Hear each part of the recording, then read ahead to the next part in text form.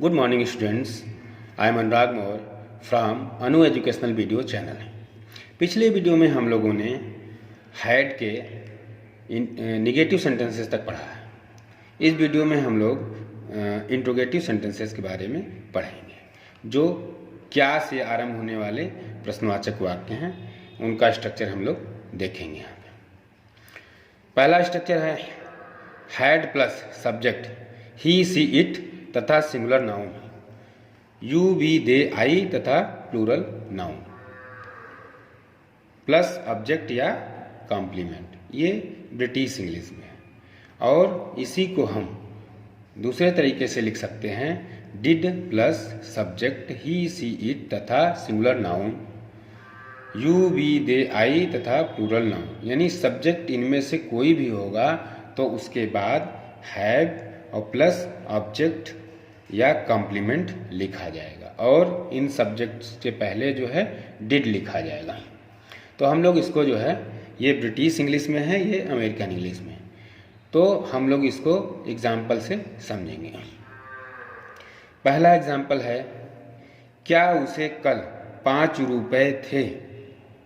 उसे मतलब उसके पास, क्या उसके पास कल 5 रुपए थे।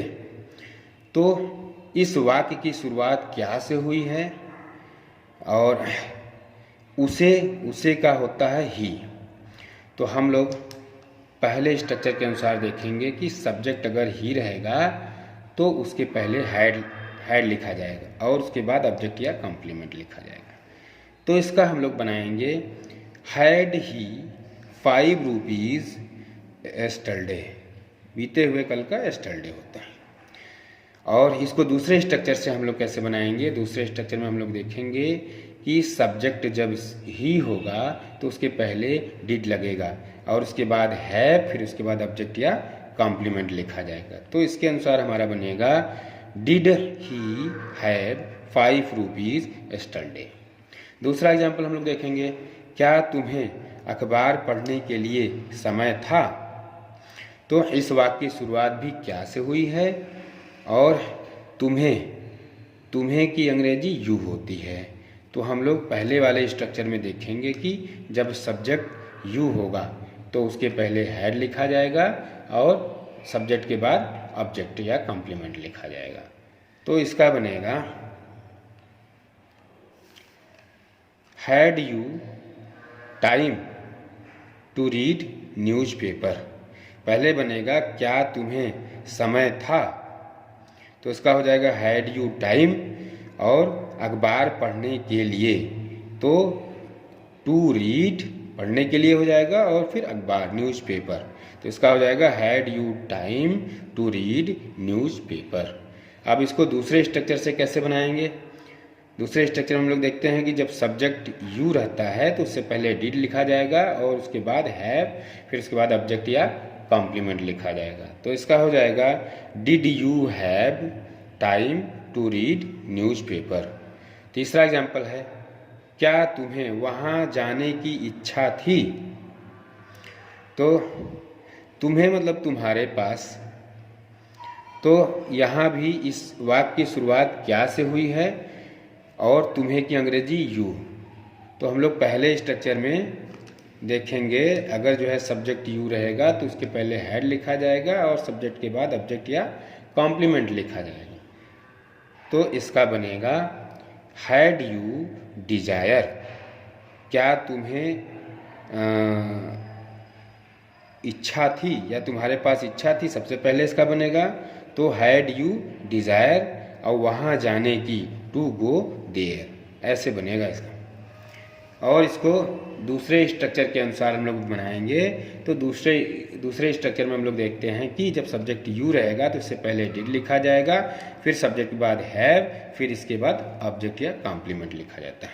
तो यहाँ बनेगा did you have desire to go there. चौथा एग्जाम्पल है क्या राजा दशरथ को 4 पुत्र थे। को या दशरथ के पास, इसका ये सेंस बनेगा। तो इसको राजा दशरथ, किंग दशरथ मतलब कि सिंगुलर नाउन की तरह है तो हम लोग स्ट्रक्चर में देख चुके हैं कि जब सिंगुलर नाउन सब्जेक्ट रहेगा तो उससे पहले हैड लिखा जाएगा और उसके बाद जो है ऑब्जेक्ट या कॉम्प्लीमेंट लिखा जाएगा। तो इसका हो जाएगा हैड किंग दशरथ 4 सन्स। और दूसरे स्ट्रक्चर के अनुसार हम लोग बनाएंगे। तो दूसरे स्ट्रक्चर में हम लोग देख चुके हैं पीछे कि जब सिंगुलर सब्जेक्ट रहेगा तो उससे पहले डिड लिखा जाएगा और सब्जेक्ट के बाद हैव लिखा जाएगा, फिर ऑब्जेक्ट या कॉम्प्लीमेंट लिखा जाएगा। तो इसका हो जाएगा did king Dasharath have 4 sons. 5वां एग्जाम्पल है, क्या उस कमरे में सोने की जगह थी। तो इस वाक्य की शुरुआत भी क्या से हुई है और उस कमरा, उस कमरे की अंग्रेजी जो है दैट रूम होगी। ये सिंगुलर नाउन की तरह है। तो हम स्ट्रक्चर में देख चुके हैं कि जब सब्जेक्ट सिंगुलर नाउन रहेगा तो उससे पहले हैड लिखा जाएगा और उसके बाद ऑब्जेक्ट या कॉम्प्लीमेंट लिखा जाएगा। तो इसकी अंग्रेजी बनेगी क्या उस कमरे में जगह थी, सबसे पहले इसकी बनेगी। तो हैड दैट रूम प्लेस और सोने की यानी टू स्लीप। और उसको दूसरे स्ट्रक्चर से हम लोग ऐसे बनाएंगे। दूसरे स्ट्रक्चर में है कि अगर सिंगुलर नाउन सब्जेक्ट है तो उसके पहले डिड और सब्जेक्ट के बाद है, फिर इसके बाद ऑब्जेक्ट या कॉम्प्लीमेंट लिखा जाएगा। तो उसके अनुसार बनेगा did that room have place to sleep. 6ठा एग्जाम्पल है, क्या अमीर के पास एक नौकर था। तो पहले ये इस वाक्य की शुरुआत भी क्या से हुई है और अमीर सिंगुलर नाउन की तरह है। तो हम लोग देख चुके हैं कि जब स्ट्रक्चर में कि सब्जेक्ट जब सिंगुलर नाउन रहेगा तो उसके पहले हैड, फिर सब्जेक्ट, फिर ऑब्जेक्ट या कॉम्प्लीमेंट लिखा जाएगा। तो इसका बनेगा हैड अमीर अ सर्वेंट। दूसरे स्ट्रक्चर से इसका बनेगा सब्जेक्ट अगर सिंगुलर नाउन है तो उसके पहले डिड और सब्जेक्ट के बाद है, फिर ऑब्जेक्ट या कॉम्प्लीमेंट। तो डिड अमीर हैव अ सर्वेंट।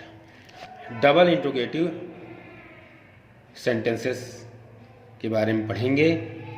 जब प्रश्नवाचक शब्द वाक्य के बीच में आए तब उसका स्ट्रक्चर हम लोग देखेंगे कैसे बनेगा। सबसे पहले क्वेश्चन वर्ड, फिर हैड, फिर सब्जेक्ट ही सी इट तथा सिंगुलर नाउन, यू वी दे आई तथा प्लूरल नाउन। इन सब्जेक्टों में से कोई भी सब्जेक्ट होगा तो उसके पहले हैड लिखा जाएगा और सब्जेक्ट के बाद ऑब्जेक्ट या कॉम्प्लीमेंट लिखा जाएगा। ये ब्रिटिश इंग्लिश में है। और दूसरा स्ट्रक्चर बनेगा इसका क्वेश्चन वर्ड, फिर इसके बाद डिड, सब्जेक्ट अगर ही सी इट तथा सिंगुलर नाउन रहेगा या यू वी दे आई तथा प्लूरल नाउन रहेगा। मतलब इन सब्जेक्टों में से कोई भी रहेगा तो उसके पहले डिड लिखा जाएगा और उसके बाद जो है हैव, फिर जो है ऑब्जेक्ट या कॉम्प्लीमेंट लिखा जाएगा। ये अमेरिकन इंग्लिश में है, ये ब्रिटिश इंग्लिश में है। इसके बाद जो है हम लोग एग्जाम्पल से इसको समझेंगे। पहला एग्जाम्पल है, कल इस लड़के के पास कॉपी क्यों थी। तो क्यों प्रश्नवाचक शब्द है जो वाक्य के बीच में आया हुआ है।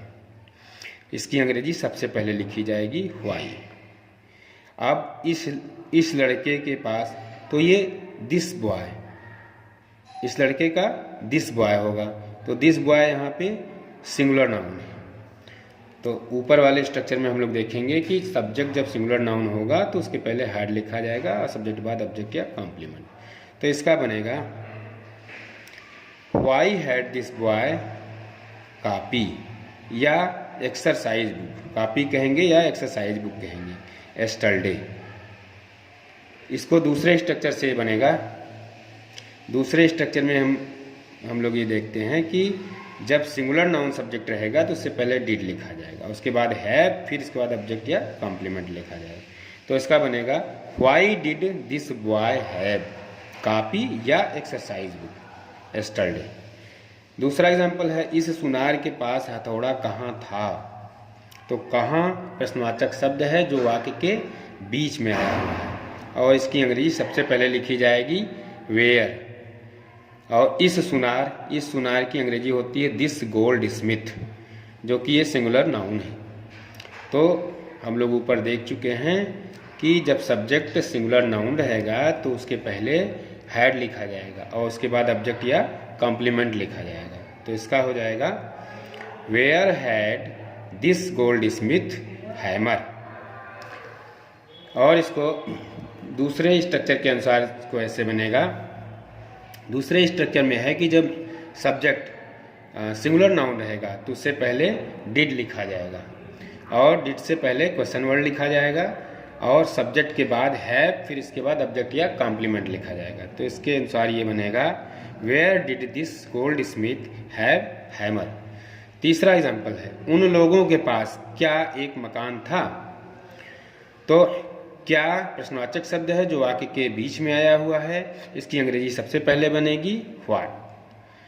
और उन लोगों का जो है दे होता है। तो पीछे स्ट्रक्चर में हम लोग देख चुके हैं पहले स्ट्रक्चर में कि सब्जेक्ट अगर दे रहेगा तो उससे पहले हैड लिखा जाएगा, उसके बाद ऑब्जेक्ट या कॉम्प्लीमेंट लिखा जाएगा। तो इसका बनेगा what had they a house. और इसको दूसरे स्ट्रक्चर के अनुसार बनेगा इसका कि सब्जेक्ट अगर जो है दे रहेगा तो उसके पहले जो है डिड लिखा जाएगा और सब्जेक्ट के बाद हैव, फिर इसके बाद ऑब्जेक्ट या कॉम्प्लीमेंट। तो what did they have a house. चौथा एग्जाम्पल है हम लोगों के पास एक टेलीविज़न कब था। कब प्रश्नवाचक शब्द है जो वाक्य के बीच में आया हुआ है। इसकी अंग्रेजी सबसे पहले बनेगी व्हेन। हम लोगों का जो है वी होता है और वी से पहले हैड लिखा जाएगा पहले स्ट्रक्चर के अनुसार और वी सब्जेक्ट के बाद ऑब्जेक्ट या कॉम्प्लीमेंट। तो इसका हो जाएगा when had we a television. और दूसरे स्ट्रक्चर के अनुसार इसका बनेगा व्हेन, फिर इसके बाद वी, अगर वी जो है सब्जेक्ट रहेगा तो उससे पहले डिड लिखा जाएगा और सब्जेक्ट के बाद है, फिर ऑब्जेक्ट या कॉम्प्लीमेंट। तो इसका बनेगा when did we have a television. पांचवा एग्जाम्पल है उसके पास कब मेरे लिए वक्त था। तो कब प्रश्नवाचक शब्द है जो वाक्य के बीच में आया हुआ है। तो सबसे पहले इसकी अंग्रेजी बनेगी व्हेन और उसके की अंग्रेजी सी होती है। तो सब्जेक्ट पीछे हम लोग स्ट्रक्चर में देख चुके हैं पहले स्ट्रक्चर में अगर सब्जेक्ट सी रहेगा तो उसके पहले हैड लिखा जाएगा और उसके बाद सब्जेक्ट के बाद ऑब्जेक्ट लिखा जाएगा। तो इसका बनेगा कि उसके पास कब वक्त था, फिर इसके बाद बनेगा मेरे लिए। तो इसका बन जाएगा when had she time for me. दूसरे स्ट्रक्चर के अनुसार इसको बनाएंगे अगर सब्जेक्ट जो है सी रहेगा तो इससे पहले डिड और सब्जेक्ट के बाद जो है फिर ऑब्जेक्ट या कॉम्प्लीमेंट लिखा जाता है। तो when did she have time for me. अब हम लोग इंट्रोगेटिव निगेटिव सेंटेंसेस के बारे में पढ़ेंगे। इसका स्ट्रक्चर है बनेगा question word plus had, subject अगर ही सी इट तथा सिंगुलर नाउन या यू वी दे आई तथा प्लूरल नाउन होगा। इनमें से कोई सब्जेक्ट होगा तो उससे पहले हैड लिखा जाएगा और फिर इसके बाद जो है नो या नॉट लिखा जाएगा, फिर इसके बाद ऑब्जेक्ट या कॉम्प्लीमेंट। ये ब्रिटिश इंग्लिश। और दूसरा स्ट्रक्चर बनेगा क्वेश्चन वर्ड, फिर इसके बाद did, subject he see it तथा सिंगुलर नाउन या यू वी दे आई तथा प्लूरल नाउन में से कोई सब्जेक्ट होगा तो उसके पहले डिड लिखा जाएगा और सब्जेक्ट के बाद नॉट, फिर इसके बाद है, फिर इसके बाद ऑब्जेक्ट या कॉम्प्लीमेंट। ये अमेरिकन इंग्लिश में लिखा जाए। तो हम लोग एग्जाम्पल से इसको समझेंगे। पहला एग्जाम्पल है क्या तुम्हारे पास सोचने का समय नहीं था। इस वाक्य की शुरुआत क्या से हुई है और इसमें नहीं भी लगा हुआ है, यानी ये इंट्रोगेटिव निगेटिव सेंटेंसेस है। तो और तुम्हारे की अंग्रेजी होती है यू। तो पहले स्ट्रक्चर में हम लोग देखेंगे कि अगर सब्जेक्ट यू रहेगा तो इससे पहले हैड लिखा जाएगा, फिर नो या नॉट, फिर ऑब्जेक्ट या कॉम्प्लीमेंट। तो इसका बनेगा हैड यू नो टाइम। सबसे पहले इसकी अंग्रेजी बनेगी क्या तुम्हारे पास समय नहीं था, फिर सोचने की अंग्रेजी बनेगी। तो हैड यू नो टाइम और टू थिंक। और दूसरे स्ट्रक्चर के अनुसार बनेगा इसका, जब दूसरे स्ट्रक्चर में हम लोग देखते हैं कि जब सब्जेक्ट यू रहेगा तो उसके पहले डिड और सब्जेक्ट के बाद नॉट, फिर हैव, फिर ऑब्जेक्ट या कॉम्प्लीमेंट। तो बनेगा did you not have time to think. अब दूसरा एग्जाम्पल है क्या तुम्हें पागलपन नहीं था। तो पहले स्ट्रक्चर के अनुसार हम लोग देखते हैं कि इस वाक्य की शुरुआत क्या से हुई है। तो तुम्हें की अंग्रेजी यू होती है, तो यू से पहले हैड लिखा जाएगा और इस सब्जेक्ट के बाद नो या नॉट, फिर इसके बाद ऑब्जेक्ट या कॉम्प्लीमेंट। तो इसका बनेगा हैड यू नो मैडनेस। और दूसरे स्ट्रक्चर के अनुसार इसका बनेगा, जब सब्जेक्ट यू रहेगा तो उससे पहले डिड और सब्जेक्ट के बाद नॉट, इसके बाद हैव, इसके बाद जो है ऑब्जेक्ट या कॉम्प्लीमेंट लिखा जाएगा। तो होगा did you not have madness. तुम्हारे पास समय क्यों नहीं था। तो क्यों प्रश्नवाचक शब्द है जो वाक्य के बीच में आया है और नहीं भी लगा हुआ है। तो क्यों की अंग्रेजी सबसे पहले बनेगी व्हाई। और पहले स्ट्रक्चर में हम लोग देख चुके हैं कि तुम्हारे का यू है, सब्जेक्ट अगर यू रहेगा तो उससे पहले हैड लिखा जाएगा और सब्जेक्ट के बाद नो या नॉट, फिर इसके बाद ऑब्जेक्ट या कॉम्प्लीमेंट। तो इसका बनेगा why had you know time. और इसको दूसरे स्ट्रक्चर के अनुसार बनेगा why did you not have time. क्योंकि जब सब्जेक्ट यू रहेगा तो उससे पहले डिड लिखा जाएगा और सब्जेक्ट के बाद नॉट और इसके बाद हैव, फिर ऑब्जेक्ट या कॉम्प्लीमेंट। चौथा एग्जाम्पल है मेरे पास बहुत सी पुस्तकें कब नहीं थीं। कब जो है प्रश्नवाचक शब्द है जो वाक्य के बीच में आया है, इसमें नहीं भी लगा हुआ। तो कब की अंग्रेजी सबसे पहले बनेगी व्हेन। और मेरे का होगा आई, सब्जेक्ट आई रहेगा तो उसके पहले हैड और सब्जेक्ट के बाद नो या नॉट लगेगा, इसके बाद ऑब्जेक्ट या कॉम्प्लीमेंट। ये पहले स्ट्रक्चर के अनुसार है। तो इसका बनेगा when had I not many books. और दूसरे स्ट्रक्चर के अनुसार बनेगा सब्जेक्ट आई रहेगा तो उससे पहले डिड और सब्जेक्ट के बाद नॉट, फिर हैव, फिर ऑब्जेक्ट या कॉम्प्लीमेंट लिखा जाएगा। तो when did I not have many books. पांचवा है उसे कब संतुष्टि नहीं थी। कब जो है प्रश्नवाचक शब्द है जो कि वाक्य के बीच में आया हुआ है और इसमें नहीं भी लगा हुआ है। तो ये इंट्रोगेटिव नेगेटिव सेंटेंस है। और उसे की अंग्रेजी सी। तो हम लोग पीछे स्ट्रक्चर में देख चुके हैं कि जब सब्जेक्ट सी होगा तो उससे पहले हैड लिखा जाएगा और सब्जेक्ट के बाद नो या नॉट लिखा जाएगा, फिर ऑब्जेक्ट या कॉम्प्लीमेंट लिखा जाएगा। तो इसका बनेगा when had she no satisfaction. और दूसरे स्ट्रक्चर के अनुसार इसको हम लोग बनाएंगे, जब सब्जेक्ट सी रहेगा तो उसके पहले डिड लिखा जाता है, सब्जेक्ट के बाद नॉट, उसके बाद हैव, फिर इसके बाद ऑब्जेक्ट या कॉम्प्लीमेंट लिखा जाता है। तो इसका बनेगा when did she not have satisfaction. तो बच्चों आज यहीं तक। अगर आपको मेरा ये वीडियो पसंद आता है तो आप इसे लाइक करें, सब्सक्राइब करें तथा घंटी का बटन दबाएं, जिससे कोई वीडियो हम अपलोड करें तो उसका नोटिफिकेशन आप तक पहुंच जाए। धन्यवाद।